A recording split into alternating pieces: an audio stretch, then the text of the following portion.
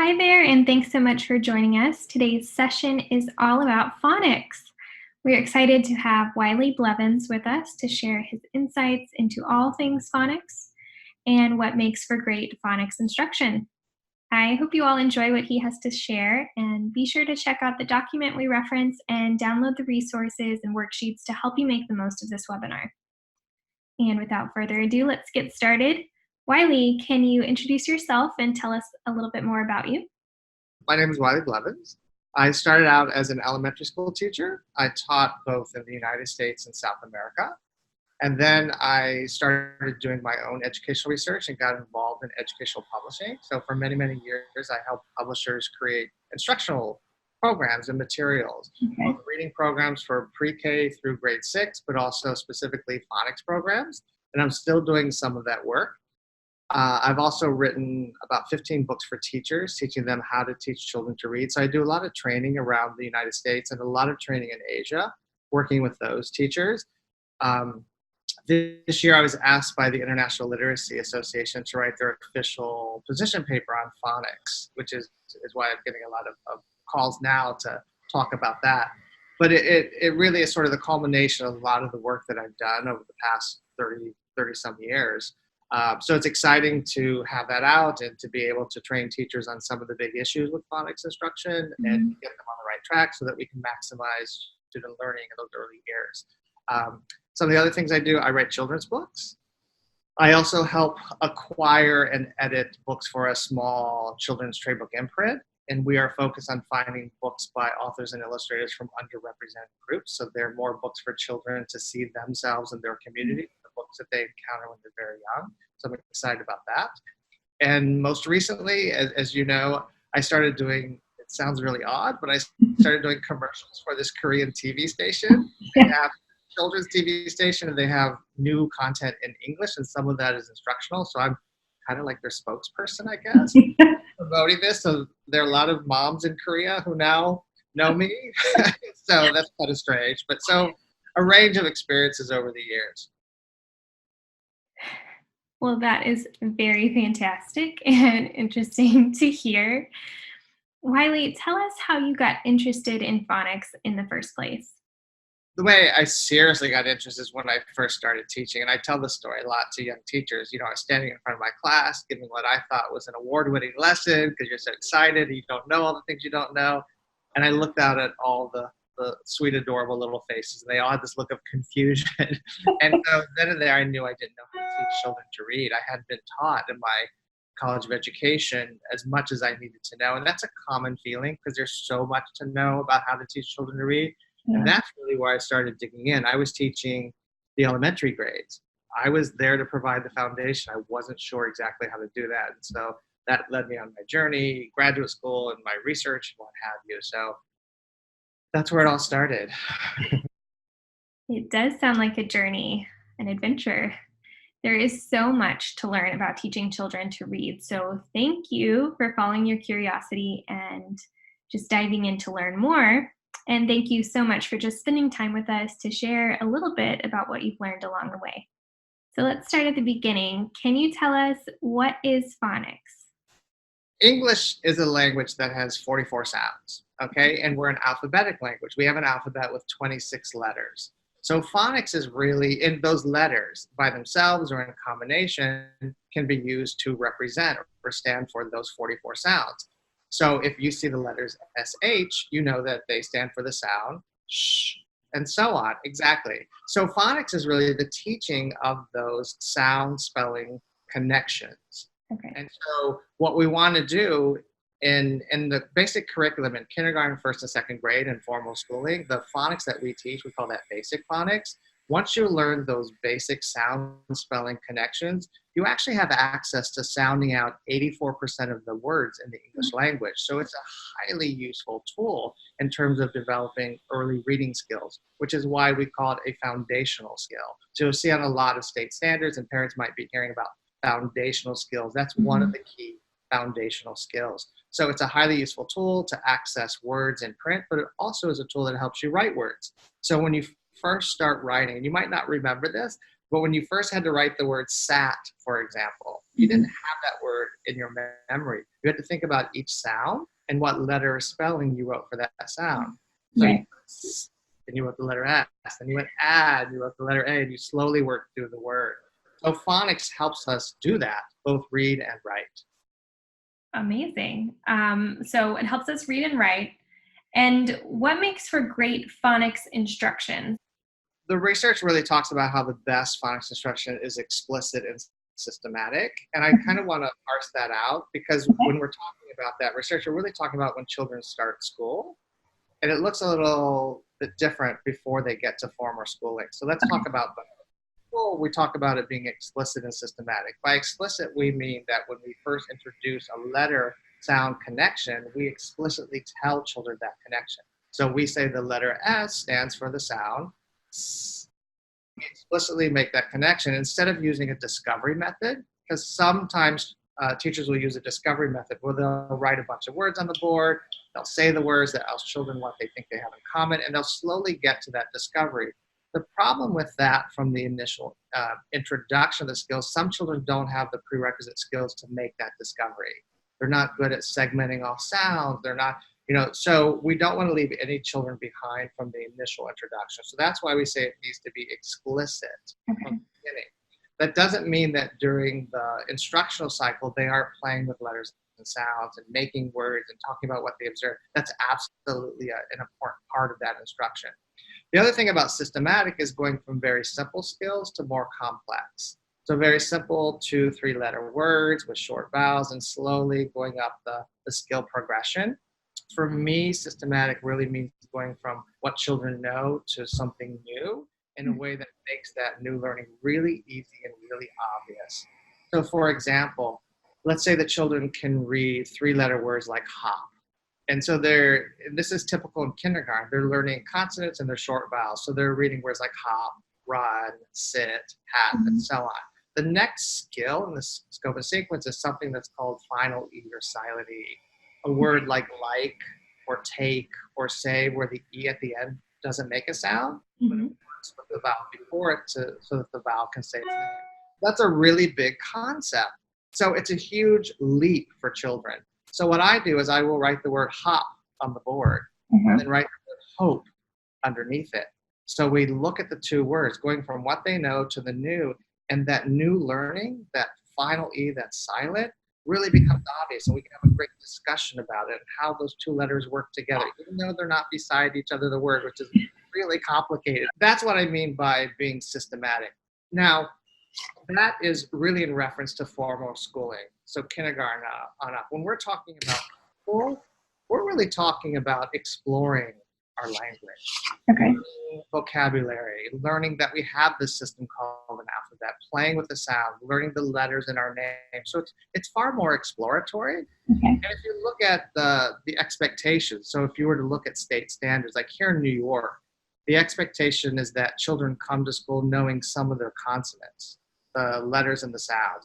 If you were to live in California, for example, the expectation is that they know at least half of the letters of the alphabet. So it varies from state to state, from school to school.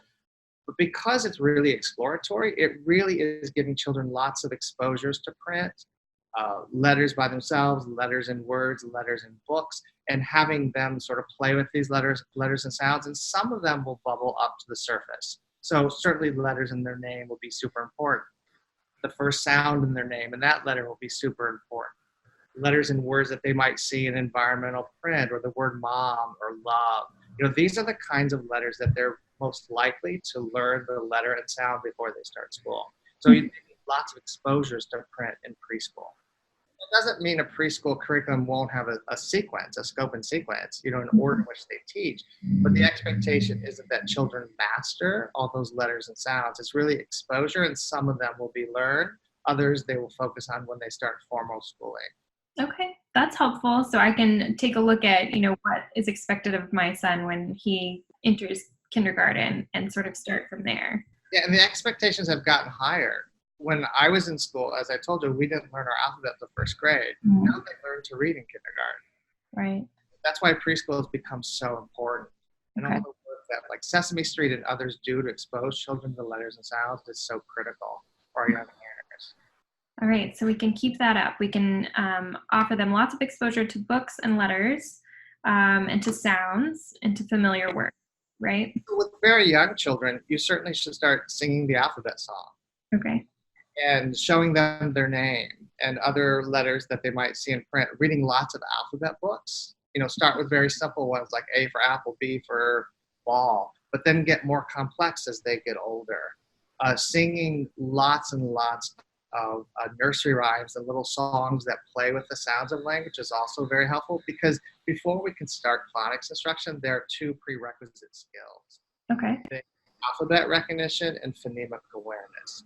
So alphabet recognition is knowing we have this system called an alphabet, and we have these letters and they stand for stuff. Just having an awareness of that and knowing some of those letters and sounds is really important before we start phonics instruction, because phonics instruction really is using those letters and sounds to sound out words. And then phonemic awareness is just the understanding that words are made up of sounds. So playing with sounds, like playing with rhyme, words, stories that have rhyme, like Dr. Seuss and any kind of nursery rhymes and things like that, really play with the sounds of language. And that's super important for children. The other thing, you mentioned that your child is 9 months. Mm-hmm. One of the things that I talk a lot about when I travel internationally is if you want your child to be really fluent in terms of speaking other languages, there's been this really great brain research that shows in the first 9 to 12 months of a child's life, the sounds of languages get imprinted in our brains. Wow. So, for example, when I learned Spanish as an older person, there are certain sounds I can't make. Never coded in my brain as a very young child. So there's a small window of opportunity to code those sounds. Okay. So if you want your child to speak French or Spanish or Hebrew, whatever language, Chinese, play music and read books and things with those sounds in them to code them in his or her brain. That's fascinating. I will start doing that. I never caught on with Spanish or other languages very well, so maybe that's why. So we'll get started with him. So we've talked about some prereqs, which are great. So alphabet recognition and phonemic awareness, and we're actually creating a workshop around those two things to get providers sort of thinking about those things, and then they'll be able to watch this webinar to dive really into phonics. Those are the two best predictors of early reading success. The alphabet recognition and phonemic awareness. So they're really critical focus of 0 to 5. Okay, great. Well, we're on the right track. So we will dive into those in a workshop as well. So let's get to some phonics. So I did read the document from the International Literacy Association, and I found it really fascinating. And in there, you talk about 7 key characteristics that define or make for great phonics instruction. Right. Can we talk about each of those characteristics and what they are and what make them so magical? Sure. The first one's readiness skills, and we already talked about that. The readiness skills for phonics are phonemic awareness and alphabet recognition. So a lot of what we're doing with our young learners is teaching them about the alphabet, introducing them to some of the letter sounds, and becoming phonemically aware. Because the reality is, in order to read a word, you have to be able to string together sounds. I say the sounds s, a, t. You can orally string them together to make the word sat. So when I show you a word, S-A-T, you can attach each letter to a sound and orally string together those sounds to make the word. Children have to have that ability. The same thing, what I was saying earlier, if you were to write the word sat, you have to think about each sound and what letter stands for that sound. So that the ability to hear a word and know that it's made up of these discrete sounds is also a prerequisite to learning to read and write. Big skills that are worked on a lot with our young learners. So that's very complex. We start just asking them what's the first sound they hear in a word. So we start with just smaller pieces and, just smaller parts of the word, like the first sound or maybe a syllable, rabbit, breaking that up into pieces and so on. So when you start with simple parts of words, do you focus on the same sound for a certain amount of time, or No, because we start with syllables, the biggest Okay. chunks, and we Okay. work our way down to the individual sound. But when we get to the individual sound, it might be difficult for very young learners to know that sat is act, but Mhm. it's easier for them to tell you what the first sound is, and that's what I meant by that. What's the first sound in sat? What's the first sound in mat? What's the first sound in pickle, or whatever, and you start there. Just Okay. Okay. Great. that ability to hear individual sounds. So that's readiness skills. What is the second one? Do you remember the order that you have? Yeah, you're cheating. Okay. Scope and sequence, and that's what I talked about earlier. Just having a scope and sequence that goes from simple to more complex. I like a scope and sequence that teaches the most useful letters and sounds early on, so that children can make words right away. I think it's really important when we start teaching phonics that children can make words, to read stories and to write stories. So I want the payoff to be immediate. So I teach a vowel and a couple consonants, and we're making words right away. So readiness skills, scope and sequence. Third key. Blending, Okay. yeah, that is the main strategy we use to teach children how to sound out words. Okay. So when you are teaching letters and sounds, you teach children how to blend or string together the sounds. So if you were to write the word SAT on the board, or on a piece of paper, one of the things that teachers will do is they'll run their finger under the letters as they sing together the sound. So sat, and then they'll do a little faster. Sat. What's the word? Sat. So you stretch it, and then you get closer and closer to the real word. So it's teaching children how to put together sounds in order to read words. And that's what they'll do when they're reading words in stories. They'll look at the letters and sounds and string them together. That's what we call blending. Okay. Great. That makes sense. And what about the fourth one? Dictation. Dictation is what we do to help children take what they're learning in phonics and transfer it to writing. So dictation is what I would call guided spelling. It's not a spelling test. Okay. You ask children to spell a word where they know all the letters and sounds in that word, and you talk through how that happens. So, for example, if I wanted to write the word sat with a young child, I might first start by having them string together the sounds. So, or stretch the sounds. Like I use the thing called the rubber band technique, where we pretend like we have these rubber bands and we stretch the sounds, sat, just so they can hear the sounds.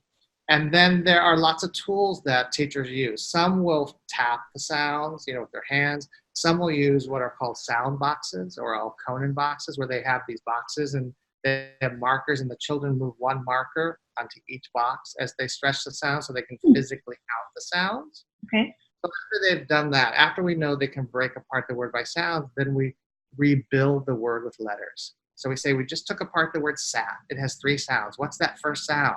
S. What letter do we write for this? Oh, the letter S. So then we write the letter S. So we break apart a word and put it together using the letter sounds children are learning. And that's a huge aha for them, because it gives them a tool when they want to write, how to think about words and how to use everything they know about the letters they've learned to write. And it actually speeds up. It accelerates their use of phonics in writing, which is what we want to have happen. So dictation is just a part of phonics instruction. We are talking through how we write words. Here again, it's not a test. You use any resources you need to help the children figure that out. Mm-hmm. And you do this with the new skills, so they're thinking about each new phonics skill and how they can use it to write words. So at this point, are kids usually able to actually write the words? Like, when do you start getting them involved? Kindergarten. And it starts by the teacher just saying sounds and having the children write the letters. Okay. And after they get good at that and know a fair amount of letter sounds, then you start with some simple words. So you might say S, they write S. You might say T, they write T. And then maybe you start with a word like at or am, a really simple word that you can break apart and they can work through it. Then you slowly build to a simple sentence like I am Sam or I sat. And so it starts there, and then it's used quite a bit in first grade. Okay. All right. So exciting. I can't wait to be there with my son. I mean, it's quite an accomplishment. You asked me at the very beginning, like, do you remember learning to read? And I don't. I don't remember, but it's like quite a feat that these kids are doing. It's a lot of work. Yeah. We take it for granted, but it's pretty amazing. Okay, so moving on to the fifth characteristic. One of the things we want to make sure when children are learning phonics, that they're fully analyzing words. Some children will just look at the first letter and a picture and guess at the word. We want to make sure that they're working through the word, that they develop that habit. And so word awareness activities really help with this. It also helps them start noticing things about words because our brain works like a pattern detector. We notice what's similar and what's different about words, and we need to be able to do that. So two of the most common word awareness activities that are incredibly powerful for early learners are word building and word sorts. Okay. So I'll start with word sorts. A word sort is where you give children a bunch of words like sat, mat, hat, pan, can, man, and you have them sort them into two piles. One pile has words that end in AT, and another pile has words that end in AN. Okay. So you want them to start noticing larger pieces of words and noticing how words are similar and different. And then you have conversations about that. So what do you notice about these two piles? How are they different? What other words end in AT or AN?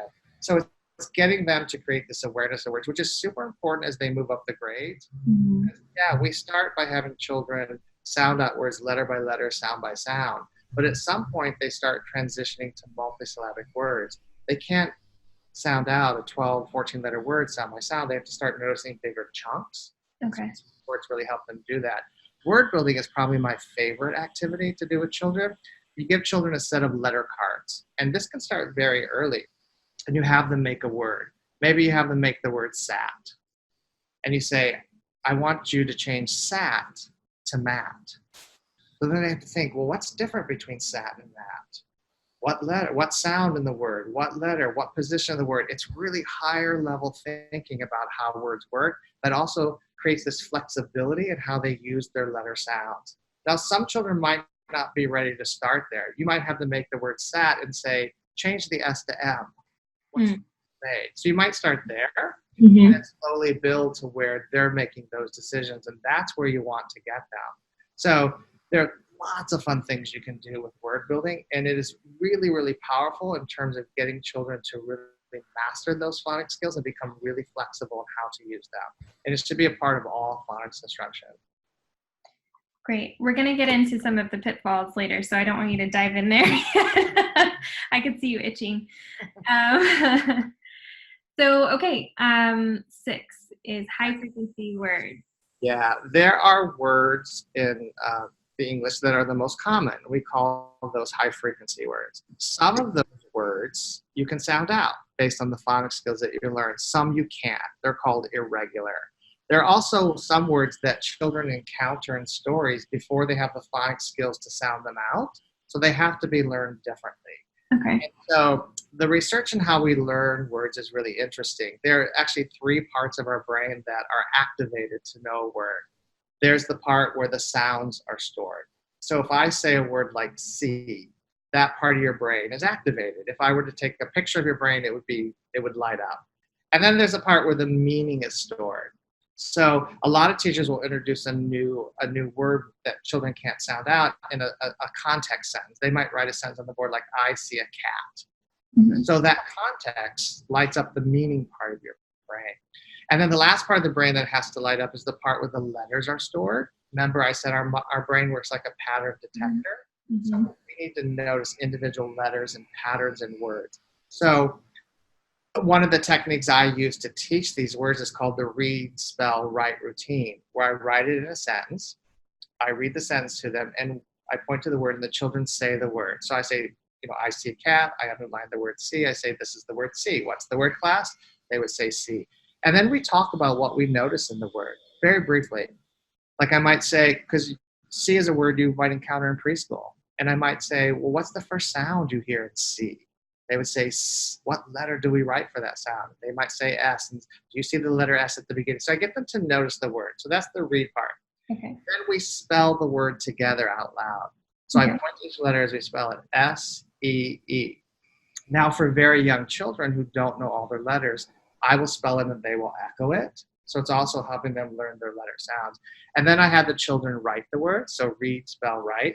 They write the word and they say the letter name as they write it. So to reinforce sound, meaning, and letters. So they would write S-E-E, read, spell, write. For children who are a little bit older, I will give them a sentence starter like ICA that they will write and finish. So they'll have a conversation with someone, a child sitting next to them about something they see. Maybe they see a book, maybe they see a dog or what have you, and they would write the sentence, I see a dog, I see a book, so that we're using the words right away in a very simple sense that they now can read and practice. So that's sort of the technique we teach. The high frequency words, the most useful words in English that either are irregular, they don't follow phonics rules, and there are a fair amount of them, like the word the, like the word was, like the word of, or they are words that we need in the stories we're reading, and children don't have all the skills to sound them out, like the word see. The word see you can sound out if you learn that long E is spelled E, but you don't learn that in preschool or kindergarten. Okay. You need that word long before you can sound it out. So I know we'll get there. I assume we'll get there, but why do we teach the short sounds first versus the long sounds? This simplicity. It's a really great question because actually it's easier for us to distinguish long vowel sounds than short vowel sounds. So it seems counterintuitive, but it's because we can make very simple 2 and 3 letter words. Right. And so teaching the system in a very simple way with these one-to-one correspondences so it feels regular and doable is a much easier start than, hey, there's this long vowel sound and it has 5 or 6 spellings and good luck. You know what I mean? So we want to teach it as a really reliable system and slowly increase the complexity. So that's why. Okay, that makes sense. And then the 7th, the final key characteristic is reading connected text.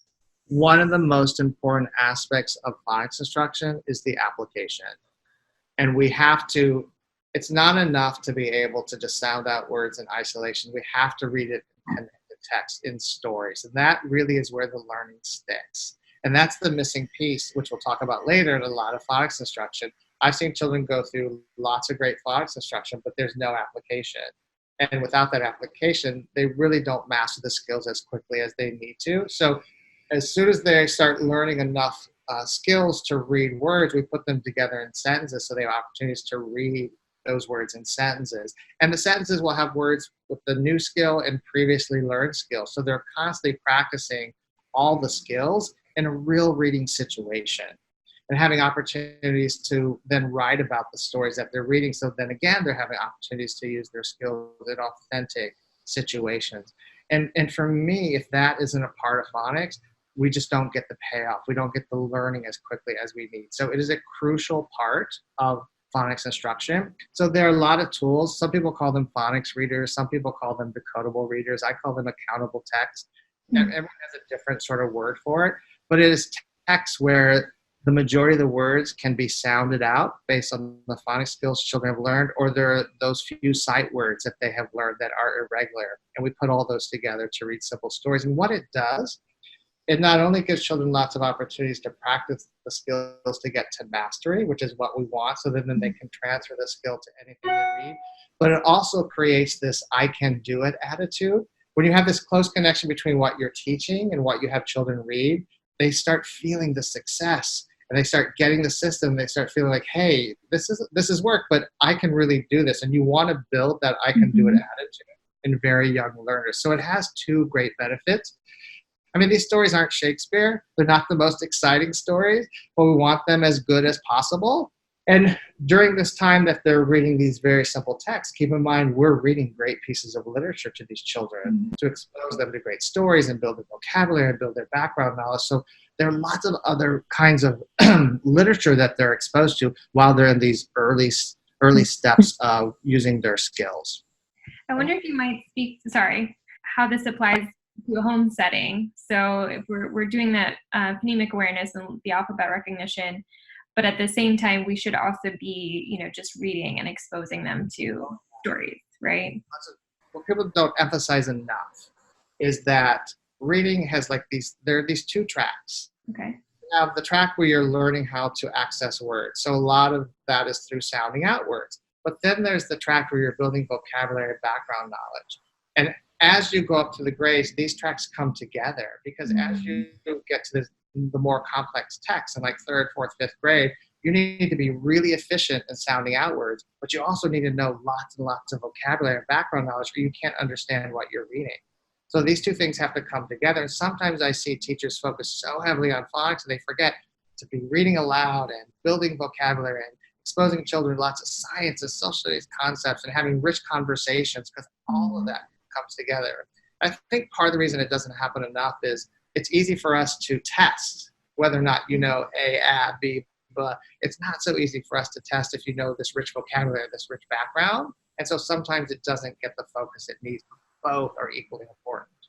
And it's so individual too. So each child is going to have different contexts and different vocabulary and background knowledge that they bring to their reading adventure and their growth. So that's, it's difficult. It could be difficult. That was interesting. I have to remind myself that, it's not just sounding out letter, that they're actually learning from our conversations and things like that. They're able to absorb way more than I think we are as the grown-ups.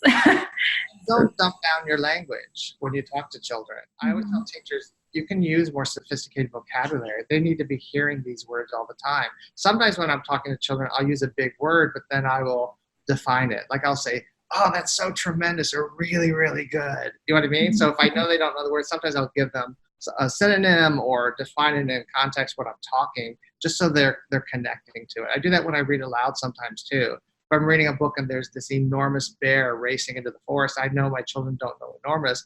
I'm reading aloud, they don't see the words. I say an enormous, a really big bear raced into the forest. And then they know enormous means really big. That's great. That's a great strategy to share. Thank you so much. I'm using your publication that you sent me as sort of an outline. So I know that part of that talks about the pitfalls, and you sort of alluded to some of those. So let's talk about the pitfalls, but in a positive way. So some problems that you have seen in instruction, but then some really practical strategies that providers of all types can use. So how any provider can really help. Yeah. Well, one of the biggest issues is not holding on to the skill long enough to get children to mastery. And this is more of a problem when they get to formal schooling because there's so many skills that have to be taught at each grade in terms of a phonics scope and sequence that generally it's 1 week on a new skill, the next week a new skill, and so on. And the reality is most of the children that I work with, after I introduce a skill, it takes between 4 to 6 weeks of lots of repetition and application to get to mastery. Okay. So what I do when I work with teachers is really look at each week's lesson. Once you've introduced a skill, where are all the places you could fold in some work with those previously taught skills? Because one of the things we don't talk a lot about in terms of phonics is what's called decayed learning. And teachers will connect to this very easily. You teach something 1 week, and then a few weeks later, it's like you never taught it. If you don't hold on to the skill and apply it enough, that learning starts to slip away, decay. And so my main emphasis in any kind of instruction is once I introduce a skill, how do I hang on to it for a very long time? So for example, a very basic thing, if I was teaching preschool or kindergarten and I was introducing letter sounds, I would have a card set of the letters I had taught up to that point. And as a very sort of quick 30-second warm-up, I would just show these letters and have children say the letter name, say the sound, and we would do that as a warm-up, just a reminder of everything we've learned up to that point. It's also a really great test for if children have learned those letter sounds, because if children say those letter sounds very loudly, hey, they're getting it. But if all of a sudden it gets a little quieter or some children aren't responding, you know those skills need more work. And so great teachers are always teaching and assessing at the same time. They're always responding to how the children are responding and adding more work with skills that they see the children haven't gotten to mastery quickly enough. So I do this with every part of a phonics lesson. If I'm introducing how to read words with the letter O, for example, words like hop and not and so on. And I know that I taught short A and short I before, I will add in some short A and short I words to practice also. So maybe we'll do hot, hat, hit. So hot, new skill, hat and hit with the previous skill. So I'm folding in practice with the previous skills all the time so that we're hanging on to it as long as it takes for them to retain it. If we read any little stories with the skills, one of the things I'll have children do in the weeks to come is to reread those stories with a partner. So they're constantly having opportunities to see those words in context and get to mastery faster. So building in that review and repetition cycle is super important to get children to mastery. Okay, so review and repetition can overcome decayed learning. So that's your first pitfall that you mentioned. What other pitfalls do you see in instruction? Lack of application. There are a lot of phonics materials out there. I work, the last couple of years I've been working here in New York City with the literacy coaches, training them on foundational skills.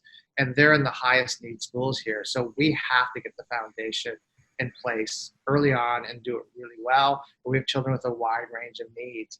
And so a lot of the phonics resources they're using, there's very limited application. Some of the resources, they do all this isolated phonics work and then they read something for a few minutes on Friday. Mm-hmm. And some, they're not doing any reading during the phonics, and they're going and reading stories where there's very little connection between the phonics and what they're reading. So it's just, we're not getting children where we need to.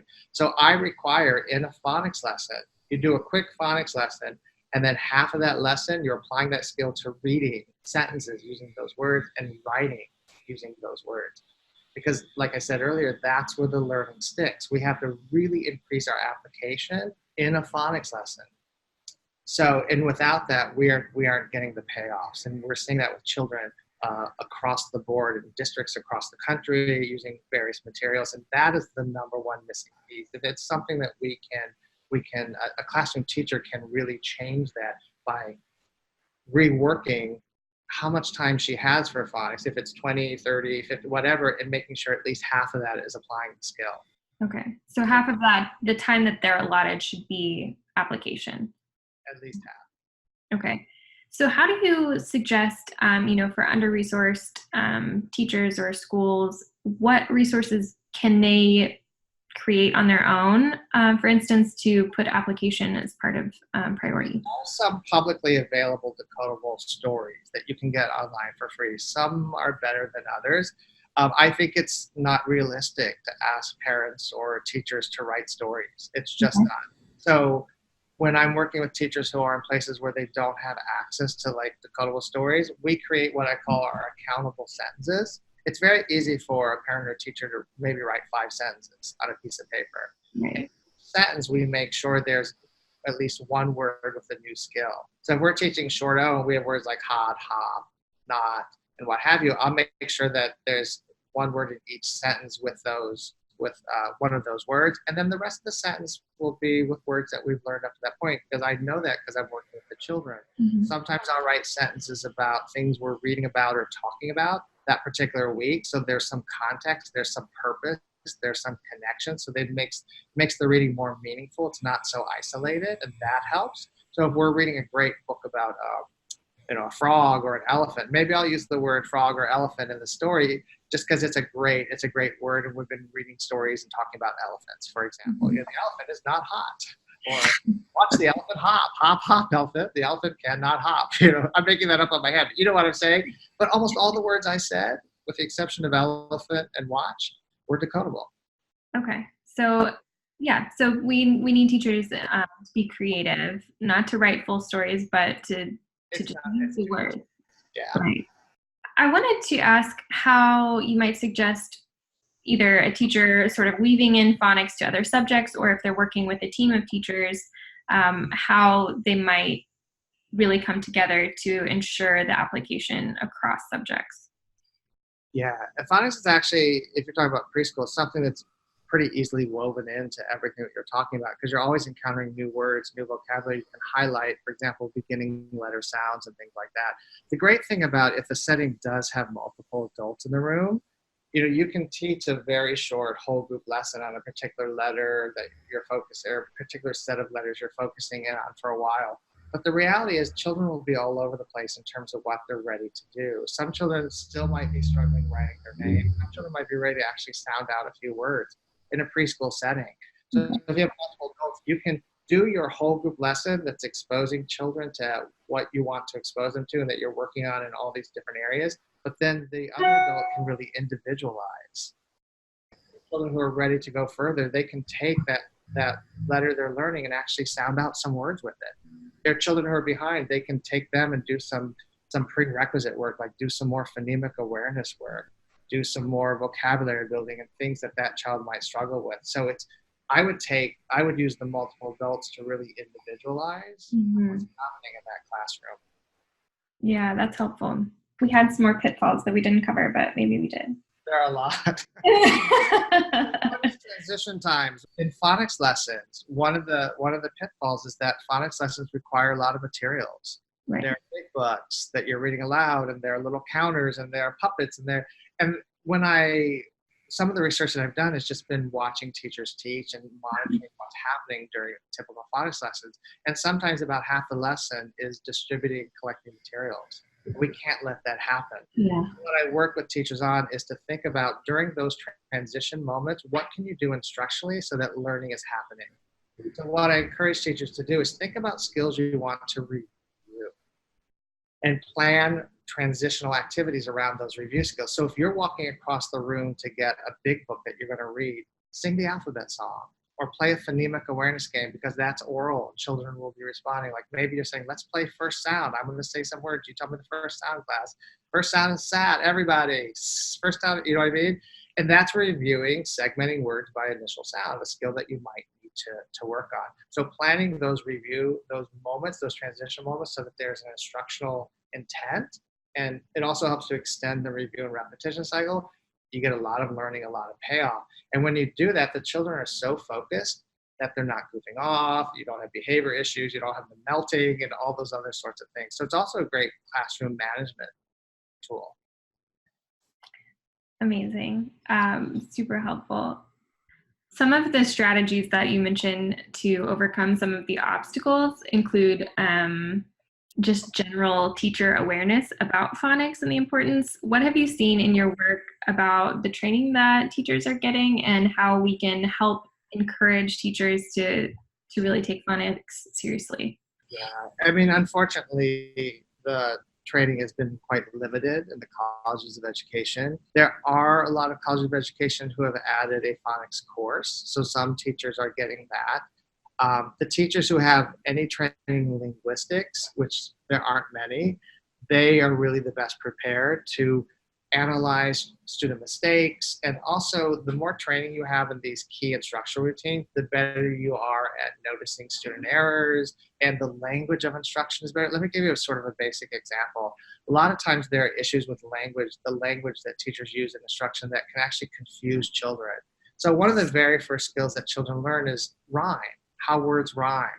And I've seen a lot of teachers say sat and mat rhyme because they sound the same at the end. Now, you and I as adults know why sat and mat rhyme, but if you're a young child and you don't know the concept of rhyme, and you think, what's the ending of sat? What's the ending of mat? So if a teacher said rabbit, it ends. So does that rhyme with sat and mat? No. But the more you understand about the language of instruction and about student confusion, what have you, you would teach that lesson differently. You would say sat and mat rhyme because they both end in at. Listen, at, sat, at, mat. Do you hear at the end of sat and mat? Do you see how I broke it down?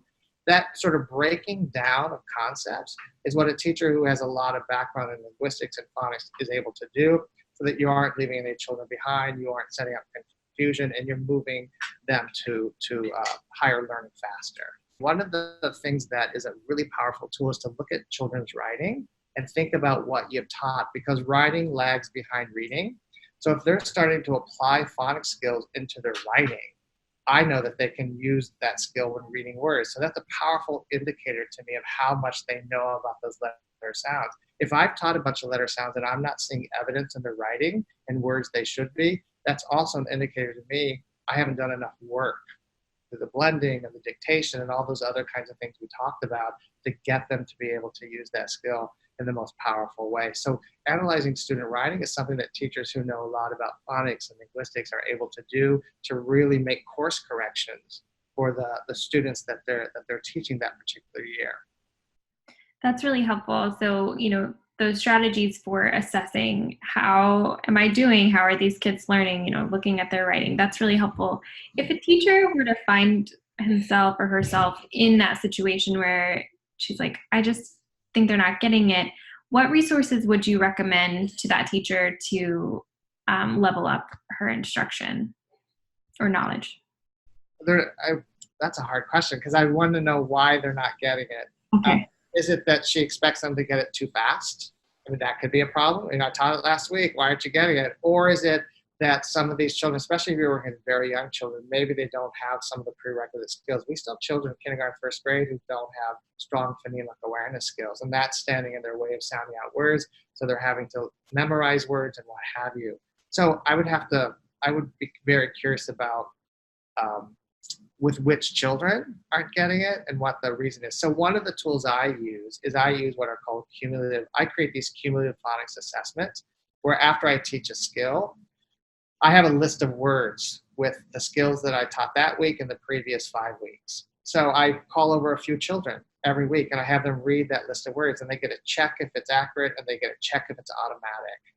And so then a couple weeks later, I'll have them read the list and so on. And what I'm able to do is over time, notice if there are more checks for accuracy and more checks for automaticity, meaning they're getting to mastery. But if the checks for accuracy start disappearing, decayed learning has happened. I want to be able to find out really fast if decayed learning has happened so that I can include more instruction for these children. I think teachers don't have enough really strong tools to look at mastery and look at decayed learning quickly enough to make those sort of course corrections so that all children get where they need to be by the end of the school year. That seems like a pretty simple solution, though. I mean, if you have, that running track of what you've learned, which teachers will have on hand of what they've taught, just checking with a couple of students, not even every student. Is that what I'm hearing? You have time every week. Yeah. So a few students this week, a few the next. So maybe every 3 weeks you're cycling through the children, but you have a list over time. So you're constantly looking back. And assessments for phonics is really important that you look at it through 2 lenses. Is it accurate and is it automatic? Accuracy means they know it, but automaticity means they've mastered it. So I always give this example, a kindergarten teacher or a preschool teacher could call over a child and show them the letters of the alphabet and say, tell me the sound for every letter. And the first student could come over and be able to get them all correct. So they get 100%. The second child come over and also get them all correct. So they get 100%. I ask teachers, do you know what to do next with these children? And they all will say no, because if I told them that the first child got them all correct in 30 seconds and the second child got them all correct, but it took that child 3 minutes to work through those, you would know what to do differently for those 2 students. So automaticity is really a key part of phonics instruction and our assessment of phonics instruction. That's really helpful. One thing that we haven't talked about is the environment, the learning environment. So how might you suggest that the teachers, and again, if we're at home with younger kids, how might we set up the environment to be conducive to this? Lots of books. First and foremost, lots of books, alphabet puzzles, alphabet letters that the children can play with and trace and move around to make words. So, magnetic, there are apps actually that have just the magnetic letters that you can make words and move around and things like that. So there are a lot of little apps that actually play with letters and sounds in really fun ways. So just lots of letters and lots of alphabet books and things like that children have access to. I love having an alphabet frieze on the wall so that I can reference it when we're working, when we're reading or writing. Basic tools like that, but lots of tools for children to write. They're not going to be writing letters and stuff very early on, but get them to experiment with what writing feels like. Even before they're reading, handing them books and get an understanding of how you hold a book and how you go from left to right and page to page. These sort of basic awareness of how print works, super important in the preschool classroom. But books and lots of little letters to manipulate would be my favorite thing. Okay, that's great. And so what about the homeschool connection? How might, not just an environment, but how might educators work with parents to reinforce and get that application in? What type of conversations would you love to see happening? It's a really hard question because so many parents are so nervous about what to do and they want it to happen so quickly. Like I said, I work with families in the TV station in Korea. There are lots of Korean moms who want their children reading by age 3. There are a lot of children who aren't ready to read by age 3. So I don't want parents to feel like, oh, I have to have a curriculum and I have to push it.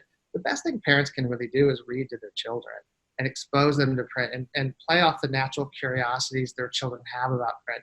Give them opportunities to help them write lists or what have you. The things that should be done at home would be, if they're starting to read little stories, actually giving them opportunities to reread those stories to you and enjoying the pleasure of them and acknowledging their growing reading skills. Giving them opportunities to read other kinds of little books, making it playful. If you have games at home that you can play with letters and sounds and take advantage of that, that's the kind of thing. I wouldn't want them to come home and have to write the letter S 20 times. You know what I mean? I wouldn't want it to be so schooly. I'd want it to be sort of a natural progression of their curiosity about our language and feeding them of words and knowledge and that sort of thing. It should be a pleasurable experience at home. Yeah, so I wanted to ask, because you mentioned that good instruction should be systematic. So I wondered if, once kids are in preschool, kindergarten, if they come home and their parents are doing something sort of out of the system, if that would hinder or help. That's the fascinating thing. It really depends on the child, because I was a child who grew up in a home without books. My grandparents on my mom's side my dad's side were illiterate. They never learned to read or write. On my mom's side, my grandma only went to school to 5th grade. I didn't grow up in a print-rich environment. But when I got to school, my first grade teacher, Mrs. Wershaw, I still remember Mrs. Wershaw, she taught us the system, and she described it as a system, and that these letters stood for sounds. And because I was so curious, it felt like a puzzle to me. I started noticing letters and sounds and words that she hadn't taught us yet, and I ran with the system. So there are children who, once you teach them the system, can really run with the system. And they will start picking up these other letter sounds and reinforcing them at home. If they're curious, if they notice about it, is a really wonderful thing to do.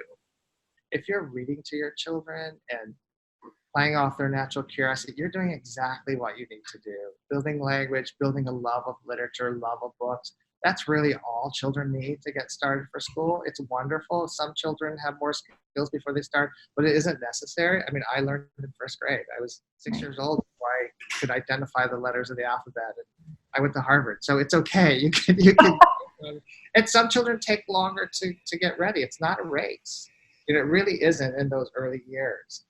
Children progress at different. It doesn't mean they won't end up at the same point. So flood them with a love of literature and a love of language, and you're doing exactly the right thing. Wow, that's very reassuring. Thank you so much. Is there anything else for educators, for providers that you want to talk about, want to dive into? I will say that International Literacy Association paper is on their website. It's free, it's downloadable, and it's written for teachers and parents. So if parents are interested in digging in more deeply, that paper was created for them as a resource. It might be a good starting point to think about things they might want to do at home or talk about with their teacher. There are many ways, when the children start school, there are many ways in which phonics is taught, and they may need some support at that point as well. So, absolutely. We will link that in this webinar as well. So we'll have that available. Thank you so much, Wiley. It was such a pleasure to talk with you and to learn all about phonics. Like I said, we're going to have this webinar, and we will also have that accompanying workshop to go through those readiness skills that you mentioned as well. So we really just appreciate your input and your expertise and your time. Great to talk to you. Okay. Well, I'm going to end us here. Okay. Bye. Bye.